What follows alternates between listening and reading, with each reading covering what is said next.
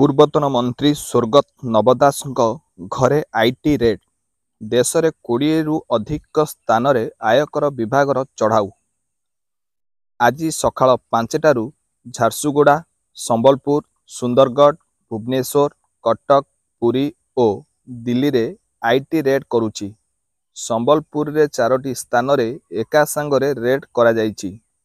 ପୀର ସୁରେନ୍ଦ୍ର ସାଏ ମାର୍ଗରେ ଥିବା ଏକ ହୋଟେଲ, ମୁଦିପଡ଼ାରେ ଥିବା ବିଶାଲ ଭିଲା ବାସଭବନ, ଅଇଁଠାପଲ୍ଲୀ ଛକରେ ଏକ ମଲ୍ ଏବଂ ଝାରସୁଗୁଡ଼ା ରୋଡରେ ଥିବା ଏକ ବାର୍ରେ ଏକା ସାଙ୍ଗରେ ଆଇଟି ରେଡ୍ କରାଯାଇଛି।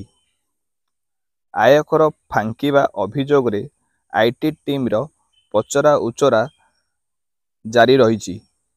ବିଭିନ୍ନ ସ୍ଥାନରେ ଚଢ଼ାଉରେ 20ଟି ଟିମ୍ରେ 100ରୁ ଅଧିକ ଅଧିକାରୀ ସାମିଲ ଥିବା ଜଣାପଡ଼ିଛି।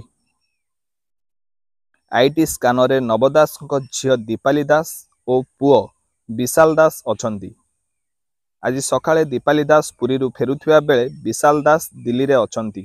ଉଭୟଙ୍କ ଉପରେ ଆଇଟି ଟିମ୍ର ନଜର ରହିଛି। 3ଟି ଅଫିସ ବନ୍ଦ ଅଛି। ଦୀପାଲି ପୁରୀରୁ ଫେରିଲେ ଏହି ଅଫିସରେ ଚଢ଼ାଉ ଆରମ୍ଭ ହେବ। ସେପଟେ କୋଇଲା ଟ୍ରାନ୍ସପୋର୍ଟ ଆୟକର ଠକେଇ ଅଭିଯୋଗରେ ନବ ଦାସଙ୍କ ଲିଙ୍କରେ ସୁନ୍ଦରଗଡ଼ରେ ଆୟକର ବିଭାଗର ଚଢ଼ାଉ ଜାରି ରହିଛି। ଏଥିସହ ନବ ଦାସଙ୍କ ବ୍ୟବସାୟିକ ସହଯୋଗୀଙ୍କ ଅଫିସରେ ଚଢ଼ାଉ କରି ଟ୍ରାନ୍ସପୋର୍ଟ ଦସ୍ତାବିଜ ଯାଞ୍ଚ କରୁଛି ଆଇଟି ଟିମ୍।